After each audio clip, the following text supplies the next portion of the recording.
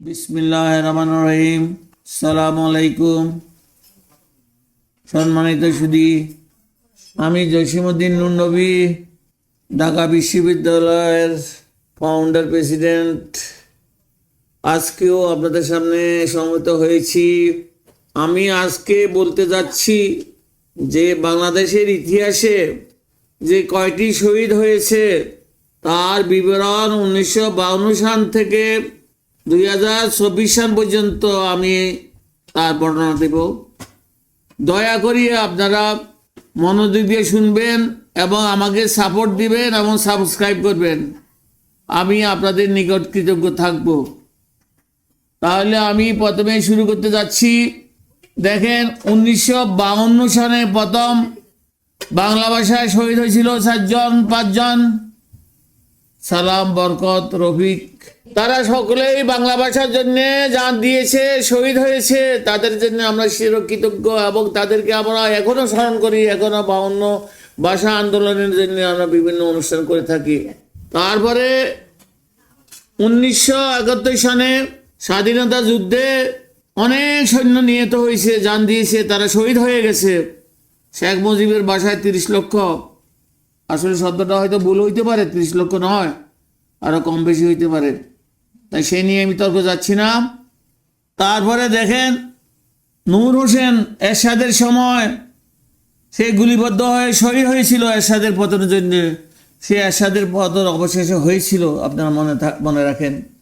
তারপরে আমি বলতে চাচ্ছি 2024 সালে জুলাইয়ের যে গণ আন্দোলন হয়েছিল, সে গণ আন্দোলনে দেখেন আবু সাইদ অকাতরে প্রাণ দিয়েছে, শহীদ হয়েছে। দুই হাত খুলে বলেছিল আমার বুকে বন্দুক দাও, তো শেখ হাসিনাকে বিদায় করো, ফ্যাসিস্ট শেখ হাসিনাকে বিদায় করো। তাই হয়েছিল। সাইদ, তুমি মরে গেছো, তুমি আমাদেরকে ইতিহাস রেখে গেছো। জায়গায় জায়গায় তোমার ছবি, তোমার নামে হল, সংসদ, এই সেই অনেক কিছু হয়ে গেছে। আবু সাইদ, তুমি মরে গিয়েও মরে নাই, তুমি জীবিত আছে, তোমার দেহ চলে গেছে, আত্মা আছে আমাদের সাথে, আত্মা আছে, মনে রাখবে আবু সাইদ।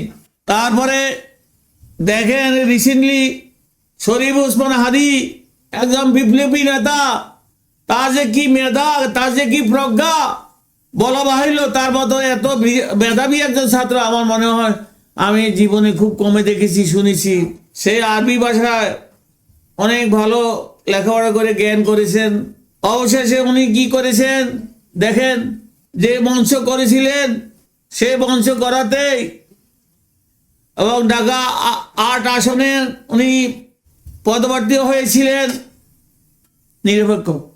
সে পরপক্ষী হওয়ার কারণেই কাহারও বিশেষ বিশেষ ব্যক্তির খুব রসানলে পড়ে গেছেন এবং সেই রসানল কেউ নয়, একজন রাজনৈতিক পার্টির উনি বর্তমান নেতা কেতা, উনি টাকা দিয়ে ওনাকে শরীফ ওসমান হাদিকে গুলি করে মাথার খুলি উড়িয়ে দিয়েছিলেন। সেই ভদ্রলোক এখন তার জিয়ার আশেপাশে ঘুরে দেখছি ছবি। উনিও ঢাকার 8 আসন থেকে আমাদের ভবিষ্যৎ সংসদের নেতা হিসাবে উনি দাঁড়াবেন, তাই ঘোষণা দিয়েছেন। তাই এই জন্য তিনি একদিন হাদিকে তিরস্কার করেছিলেন। সেই লোক জীবিত আছে, হাদি নাই, হাদি চলে গেছে। আল্লাহ তাকে বেহেশত দান করবে। এত লক্ষ লোকে যদি দোয়া করে, আল্লাহর রহমতে সে বেহেশতে যাবে, এটা অবধারিত। তাই আমি এই কয়েকটি বর্ণনা করছি এবং তারপরে আমি বিবরণে যাব, বিস্তারিত বিবরণে যাবে। আপনারা দয়া করে শুনবেন। আগে যে আমি যে কয়েকটি ঘটনার কথা বললাম, সেই ঘটনা চিত্র আমি দেখাবো, তারপরে আমি আমার মূল বক্তব্য যাইব। আল্লাহ হাফেজ। আপনারা বসে থাকেন, আমার ইউটিউব, ফেসবুক চলতে থাকবে এখন।